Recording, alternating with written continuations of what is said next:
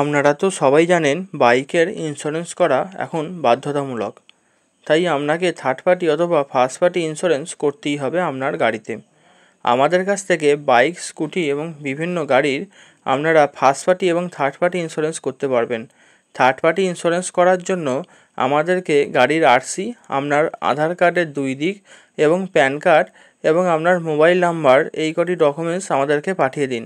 আমরা সঙ্গে সঙ্গে আপনার গাড়ির সবথেকে কম খরচে থার্ড পার্টি ইন্স্যুরেন্স করে দেবো।